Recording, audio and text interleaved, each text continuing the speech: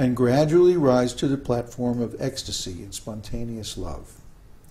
And the two kinds of devotional service, namely devotional service through regulative principles and through spontaneous love, were discussed.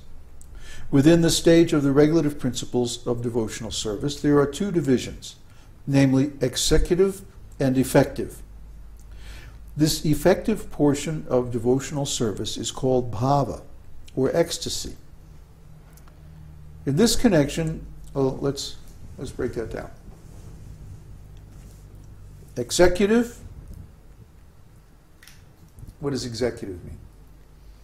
Execute. You would just do it. Just execute. Just follow the instructions. That's what an executive means. An executive, like in a business, for example, is usually not the owner of the business, but he's a manager appointed by the owner to carry out certain functions. So the business owner says, you do this. Make a profit next quarter. And the executive, like, yes, sir. He goes off and does it. He executes the plan, which is created by the owner. Okay? So in the beginning of devotional service, we don't have much idea what's going on. It's like we just have to execute the instructions. Just do it. Why? Because it says here, that's what you're supposed to do.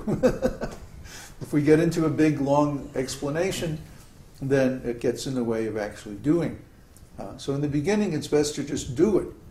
Okay? But then you reach a stage called the effective stage. And you know, I think that actually should be affective. Affective. There's a difference between the English word effect and affect.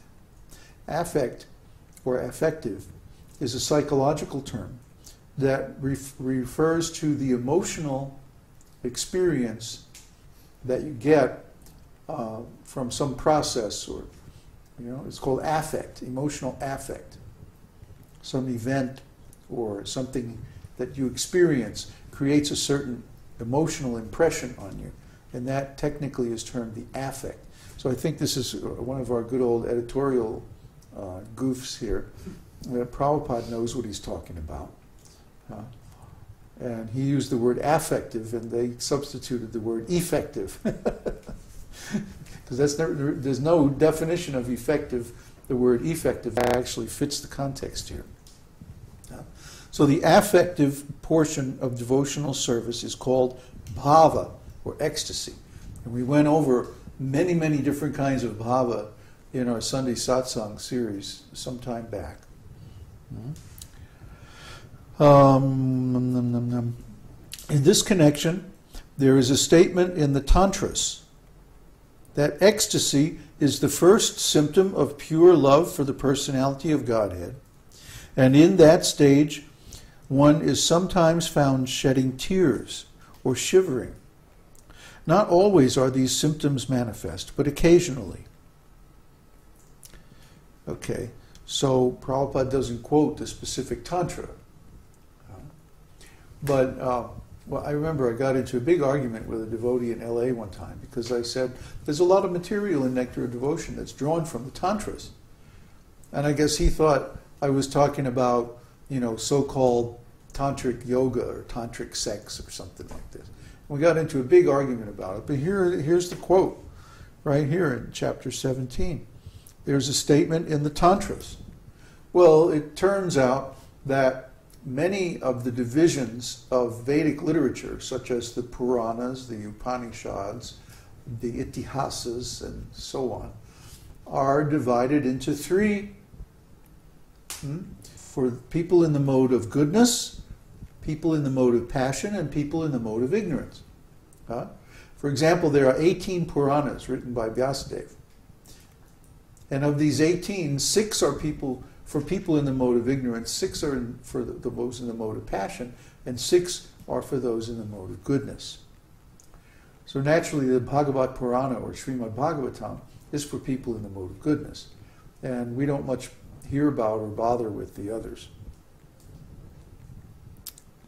So there are tantras in the mode of ignorance, in the mode of passion, and in the mode of goodness. The tantras in the mode of goodness deal with the process of devotional service. Those in the mode of passion deal with demigod worship, and like that. And the tantras in the mode of ignorance deal with like black arts and sexual stuff and that kind of stuff. Mode of ignorance. But this quote is from one of the tantras in the mode of goodness. Just because, you see, when the British are always trying to discredit the Vedic culture. So when they translated the tantras, the first ones that they translated were the weird, Buddhist tantras having to do with different sexual rituals and stuff like this. They didn't translate the tantras in the mode of goodness. They only translated the ones in the mode of ignorance. So everybody got this impression that tantra equals sex, but it's not true at all. Actually, there are thousands of tantras, and they deal with all kinds of things. Everything from the highest devotional service to how to do many practical things like agriculture and building, and how to do temple worship, how to select a guru, how to manage a family, how to manage economy, and so many things. Tantras are very extensive. But the theme of the tantras that ties them all together is how to live a spiritual life in the material world. So here we're getting a quote from the tantra that the affective portion of devotional service is called bhava, or ecstasy. In this connection, there's a statement in the tantras that ecstasy is the first symptom of pure love for the personality of Godhead, and in that stage one is sometimes found shedding tears or shivering. Not always are these symptoms manifest, but occasionally. When King Ambarish was put into difficulty by Durvasa, he began to think of the lotus feet of the Lord, and thus there were some changes in his body, and tears were falling from his eyes. These symptoms are activities of ecstasy. They are visible in the shivering of the body and the shedding of tears. After the outward appearance of these ecstatic symptoms, they stay within the mind, and continuation of the ecstasy is called samadhi. This stage of appreciation becomes the cause of future exchanges of loving affairs with Krishna. You understand?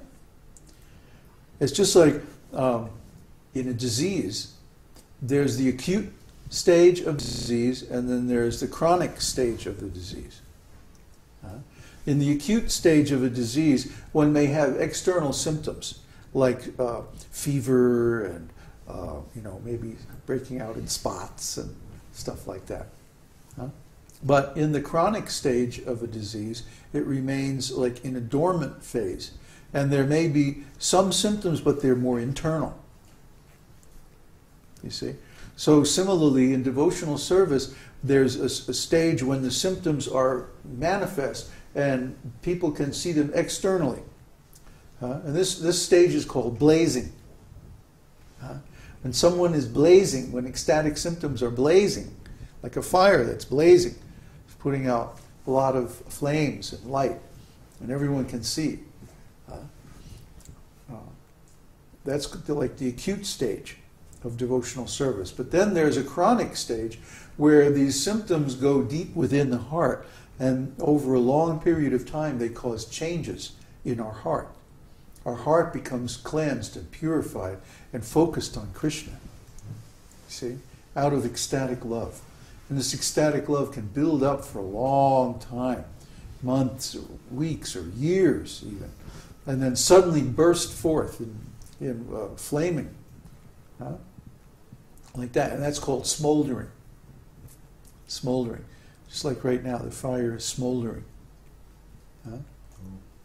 It's gone down a little bit. But then if you put some more sticks and you change the arrangement of the logs, boom, it'll flare up like that. It'll blaze.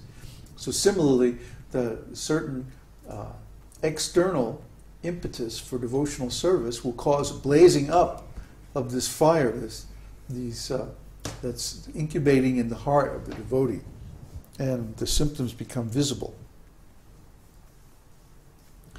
Elevation to this stage of I should mention that. Then one begins to contemplate internally on this ecstasy.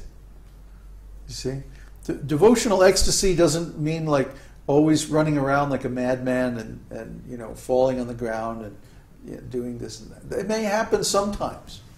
And certainly when one attains a new platform or a new higher level of ecstasy, there's often a breakthrough experience when the symptoms are manifest externally like that.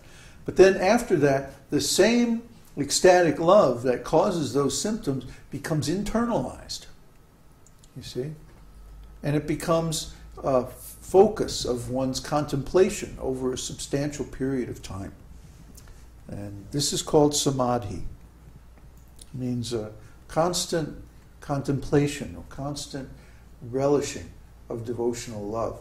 You'll often see a devotee just kind of off somewhere,